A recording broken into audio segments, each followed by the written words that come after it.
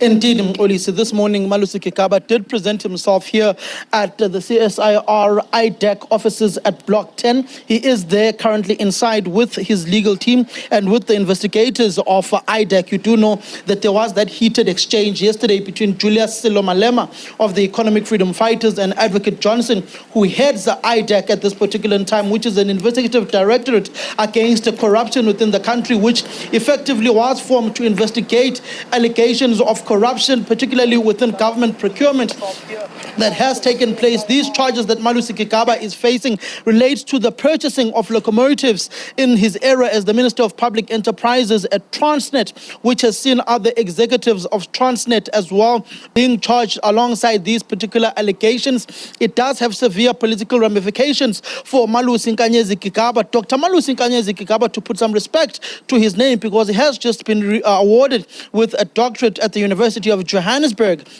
And these charges essentially relate to his tenure at public enterprises. We do also know that effectively now that since he has been charged, he will appear at the Specialized Commercial Crimes Court. He will ultimately apply for bail, and he will, after applying for bail, assume that he will send a letter to the Secretary General of the African National Congress, Fikile Mbalula, recusing himself and stepping aside from all responsibilities as an elected National Executive Committee member of the African National Congress. But the foundation of this particular charges was essentially laid by Julius Silo Malema of the Economic Freedom Fighters. There was that heated exchange between Julius Malema and the head of IDEC yesterday. Let's just listen to that particular clip of Julius Malema exchanging with the head of IDEC, Advocate Johnson, yesterday at the ad hoc committee looking into allegations of shenanigans of wrongdoing at the head of the South African Police Service. Okay, it seems like we don't have that clip, Sam, but I want us to continue now with this conversation. You know, you touched on there, Mr. Gigaba being an NEC member of the ANC there. Let's talk about the political implications of all of this. Should he be charged? And then the step-aside rule also kicks in, you know, and he's also the chairperson of the Defence Committee in Parliament. What's likely to happen going forward with that? He is effectively going to have to step aside as an elected member of the African National Congress. He will still remain elected, but he will step aside until he is done with these particular cases. It will be in line with the likes of Pulema Abe, who's an ANC NEC member. He stepped aside due to the fraud, corruption, money laundering and racketeering charges he faces. To the likes of Thabang Makwetla, who's also charged for those gratuitous gifts he received from African Global Operations, formerly trading as Bosasa, for his security upgrades at his home. And ultimately now, Dr. Malusi Gigaba will also have to step aside after he is now formally charged by the National Prosecuting Authority, by this particular case being investigated by the Investigative Directorate Against Corruption within the country, IDEC. He will step aside. He will not perform any functions within the African National Congress. He will remain with his responsibilities within Parliament, where he chairs a portfolio committee. He will remain a member of Parliament, but he will effectively not perform his political responsibilities until he is found guilty. So you are presumed innocent until found guilty. You do remain in Parliament, but you do step aside from representing the African National Congress when it comes to political party activities such as campaigning, such as adhering to your deployments within the African National Congress in whatever respect, whichever province you are deployed in or region.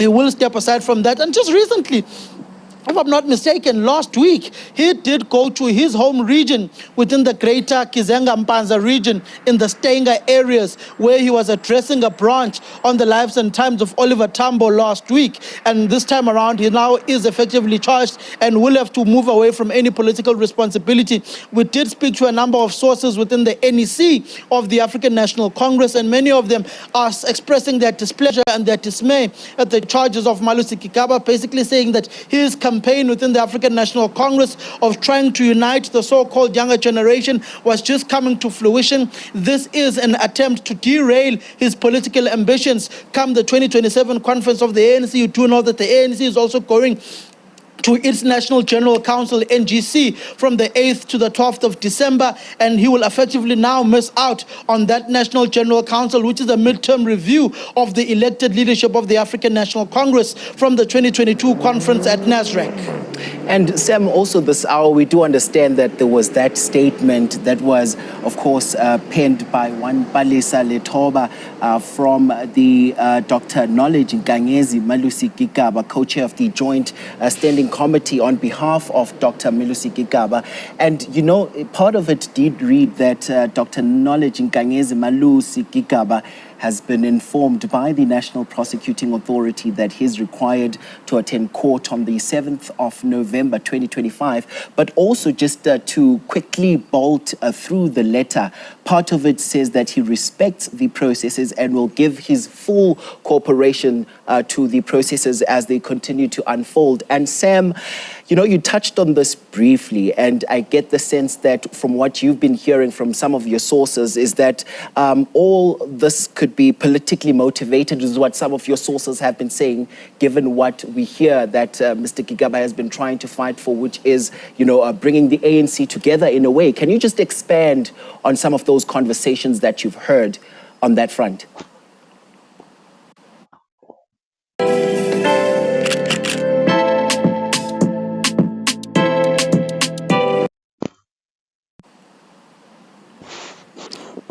Indeed, Mxolisi, those who are within the ANC who are aligned to the perspective of Malusi Gigaba do perceive this as a political witch hunt against Malusi Gigaba. You did hear other political leaders of other political formations like yesterday, Julius Malema yesterday, questioning IDEC on why the likes of Gwede Mantashe, who's the national chairperson of the ANC, Nomvula Mokonyane, who's the second deputy general secretary of the African National Congress, why have they not been charged? Why does it look like they are choosing low-hanging fruits to go after, and they're not going after the high-profile politicians within the ANC at this point in time and who are within the top 7 of the African National Congress? I am effectively now just going to go to a message that I received this morning from one source. This message reads that, quote, "If you cadres don't act decisively, these guys will finish all of you alive!" Exclamation mark. End of quote. That effectively is what we have been told by some of our sources within the African National Congress, that they are effectively scared now that there is a witch hunt against them, particularly all those who may have not been aligned to the incumbent president of the African National Congress.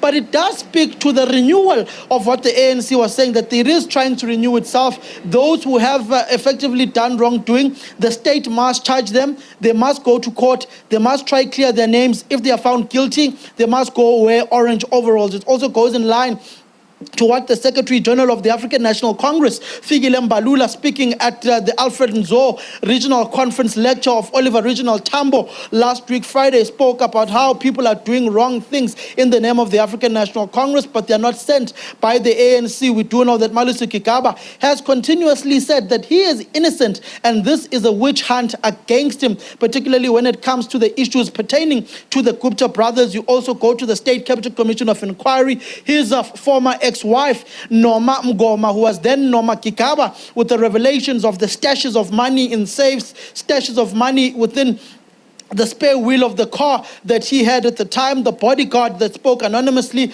about Malusi Gigaba as well at the State Capital Commission of Inquiry, allegations of money being given monies by the Gupta family, him linking up the Gupta family's business links with other individuals within these state-owned companies at Transnet, at Eskom, and other parastatals that are owned by government. It all goes back to those revelations that were divulged at the State Capital Commission of Inquiry that was chaired by the former Deputy Chief Justice and former Chief Justice Raymond Zondo.